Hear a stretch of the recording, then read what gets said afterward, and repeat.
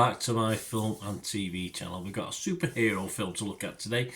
Yes, Marvel Comics, the world of MCU. Feels like months since I've done one of these. Probably not. We've got the character Sam Wilson as Captain America, of course, now. And this is called Captain America Brave New World. And it's now the 4th instalment in the Captain America film series, and a continuation of the television miniseries The Falcon and the Winter Soldier from 2021, and it's the 35th film in the Marvel Cinematic Universe, the MCU, directed by Julius Onah.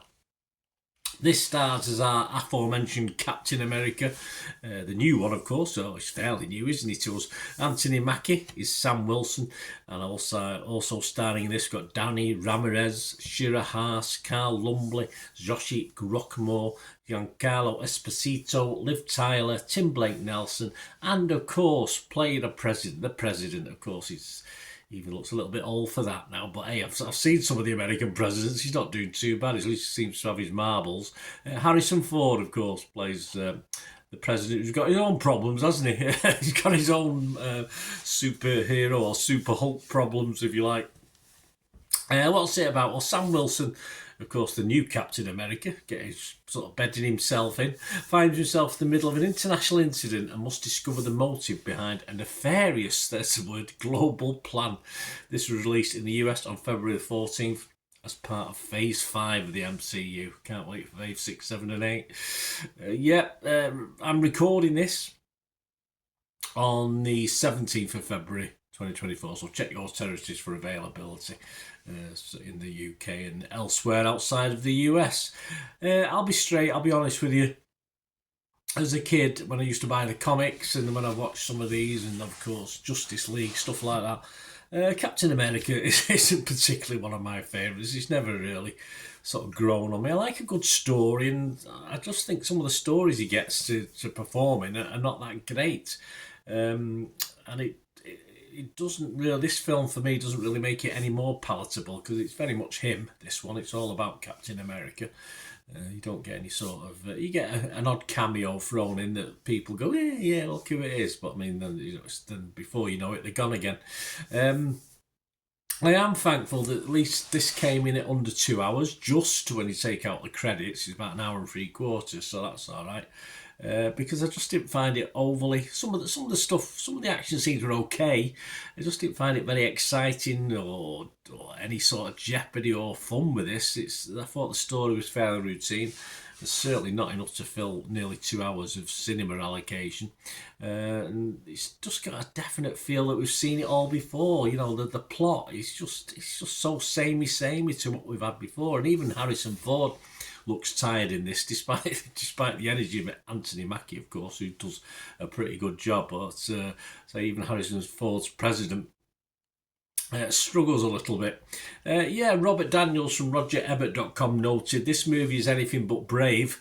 It is most feckless, spineless blockbuster of the last decade. There you go. So I'm not alone in being disappointed in that.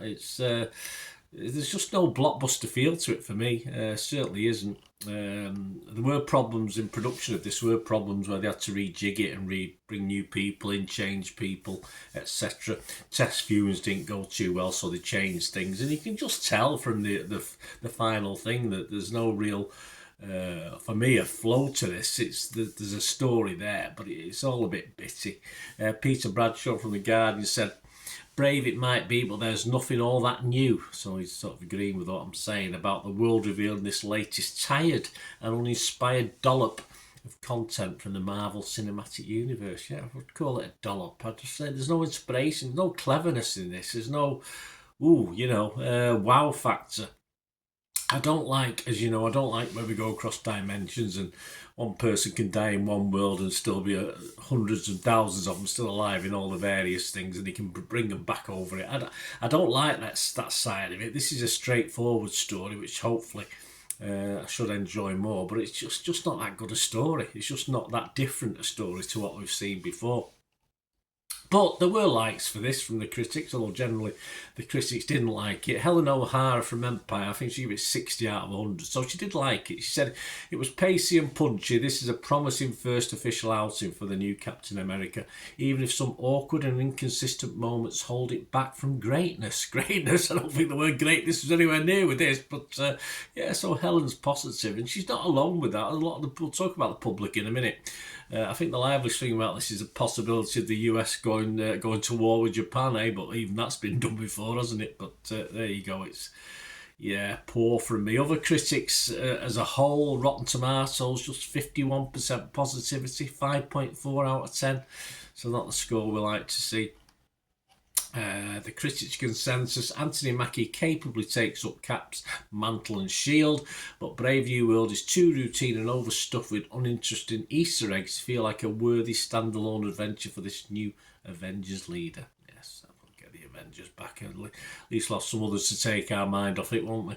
Metacritic, just 53 critics, 42 out of 100, so not great, but as I said, mostly the public are happy with this, or certainly better than the critics, which is I would normally say that's a good thing, but as I said, I class myself as a member of the public, and a sort of critic, of course, but I just like to be entertained and watch these things, and I think they're quite easily satisfied to get these sort of scores. I can't believe certainly Rotten Tomatoes one. I'll tell you what they are now.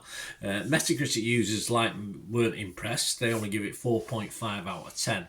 But you go over to Rotten Tomatoes, and it's a lot of reviews, and it's getting a 4.1 out of 5. So they're a bit kinder to it.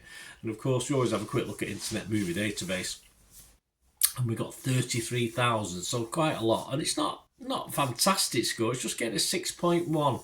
I can imagine that hanging around the 6 mark, 6.1 mark, 5.9 perhaps over the next few months as more and more people review it and put the scores on.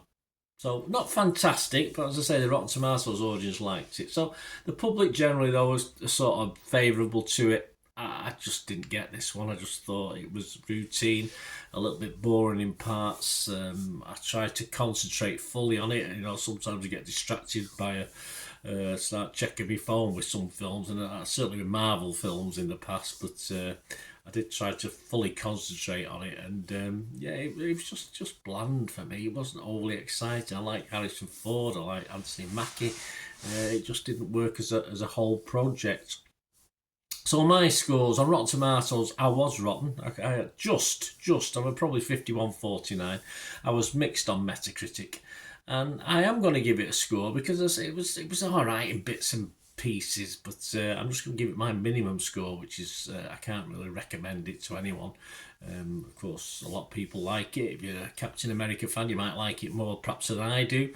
But I have to understand that I've never really been into Captain America, so that's probably probably wouldn't give it a score. So I'm allowing for the fact that I don't usually like it. So I'm give this a 5 out of 10, which is halfway there. So that's the best I can do for this, so guys. But let me know your thoughts. It's great to have your comments and views. As I say, it'd be a very boring world if you all thought the same, wouldn't it? And of course, for me, this didn't hit the spot in any way whatsoever, but it might have done for you. Let me know, guys. It'd be great to hear your thoughts and comments. Put your comments below, or contact me through my various socials. Of course, if you like what I try and do, usually hopefully a bit more positive on films. We don't get many like this overall that I'm not very happy about. But if you want to support me going forward, guys, I always appreciate any support for the channel. And to do this, all you need to do is keep watching and listening. To help me out, guys, if you watch the ads, if the ads on this, YouTube ads, that helps in a very little way, but it all helps. Watch the pennies, the pounds look after themselves, they say, don't they? Or the pennies or the 10p's look after themselves. But if you watch the ads or follow the links on the ads as well, that's always a nice way to support the channel. If you sort of hang on for it, I've done that. I watched other people's and followed the ads, just something I fancied, which does happen from time to time. Of course, you can support me by pushing that subscribe button as mentioned earlier, and that's of course pressing the button so you know when these vlogs are coming out. And of course, I'm always interested in your opinions, and of course, if you can give us a like, that'd be wonderful as well. So thanks for watching, guys. Hopefully I'll join you very, very soon with something else. Until we meet again, I'll never ask one thing, don't I? Please stay safe, everyone. Bye for now.